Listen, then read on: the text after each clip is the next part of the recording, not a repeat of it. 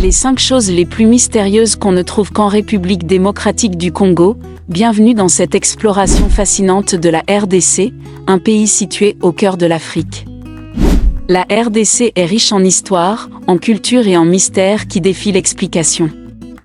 Dans cette vidéo, nous plongerons dans les profondeurs de ce pays énigmatique pour découvrir les secrets qui le rendent unique. Des légendes ancestrales aux phénomènes inexpliqués, préparez-vous à être captivé par les mystères de la RDC. Numéro 5, l'île du diable sur le fleuve Congo. La légende assure que personne n'est jamais parvenu à y accoster. Entourée d'écueils, peu abordable en raison des courants, l'île du diable est aussi nimbée de mystères.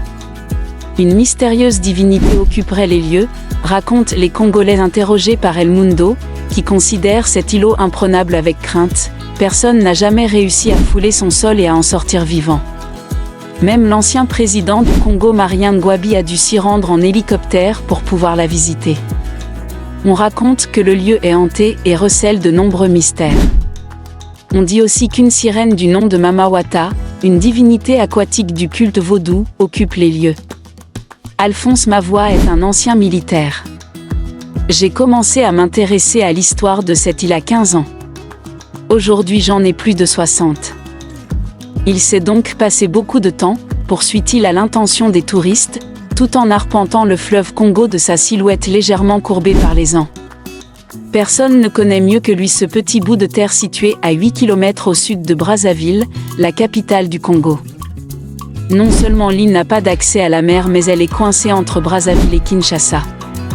2 capitales qui se regardent en chien de faïence depuis des années.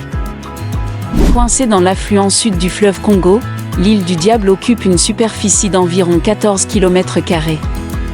Elle est située dans l'arrondissement de Madibou.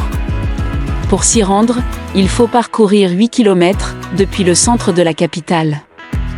Le lieu est quasi inaccessible, pas même en bateau et encore moins en pirogue ou à la nage. Les courants sont très violents et empêchent toute navigation ou baignade. Et l'île est bordée d'écueils. C'est pourquoi les habitants du coin jugent ce lieu mystérieux et même maléfique. Le lit du fleuve y est très profond, avec des cataractes des 2 côtés de l'île. Les premiers pêcheurs qui ont essayé d'accoster sur l'île sont morts. Emportés par les courants. Numéro 4, mystère à Kinshasa. Le pied droit de la statue de la Vierge Marie s'anime à la clôture du mois marial, du mystère à la paroisse Saint-Augustin de Lemba lors de la clôture du mois marial.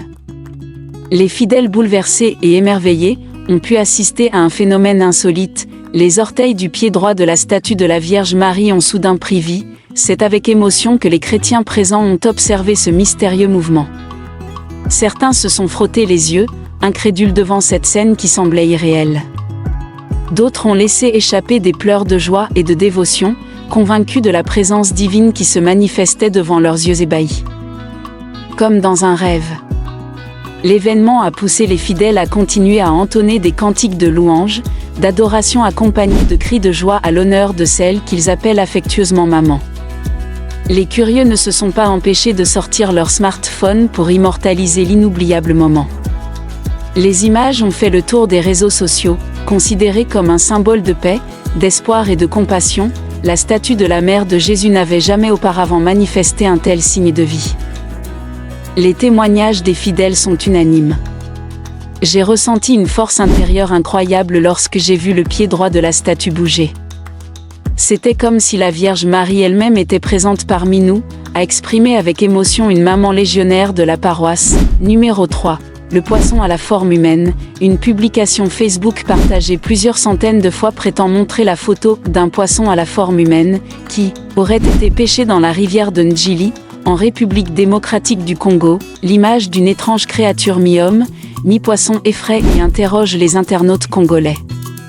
Étalée dans un bac métallique, elle a l'apparence d'un poisson géant. Avec la couleur et les moustaches d'un poisson-chat, mais est dotée d'un torse humain et de 2 bras.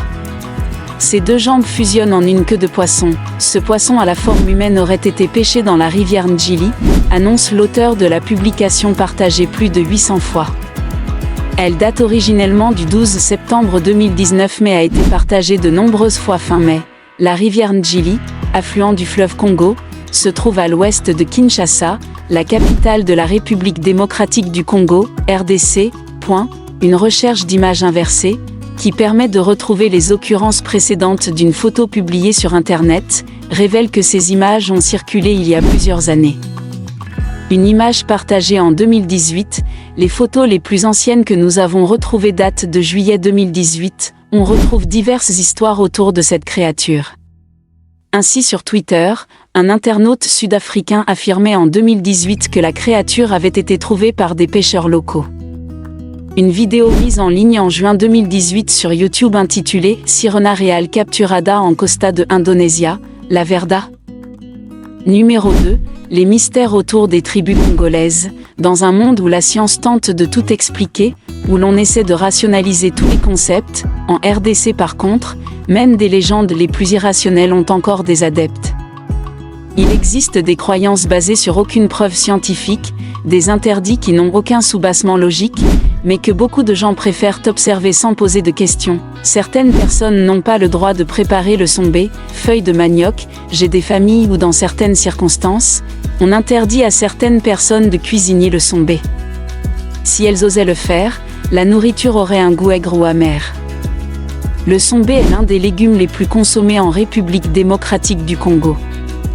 Il est moins cher, mais c'est un légume dont raffolent les riches comme les pauvres. Il ne subit aucun interdit religieux. Donc, chrétiens ou musulmans en consomment. Dans certaines tribus, même en ex-province orientale, la belle-fille passait l'épreuve de cuisson du sombé avant qu'elle ne soit validée par la belle-mère, donc il n'est pas question que ces personnes-là préparent ce repas. On dit que ce sont leurs mains qui rendent ainsi le sombé. Et à presque chaque fois, quand ces personnes le font, le sombé a un goût aigre ou amer. Un autre mystère en RDC, ce qu'il est possible de se faire soigner un os fracturé à distance. Certains guérisseurs traditionnels soutiennent pouvoir soigner une fracture à distance, sans avoir à toucher l'os du patient. Ils se serviraient alors d'un morceau de bois qui représente l'os fracturé, et le masseraient à un horaire fixe. On raconte que le patient ressent la douleur où il se trouve. Et en quelques jours, la fracture est complètement soignée. Ceci ne vous rappelle pas certaines pratiques vaudou? Numéro 1.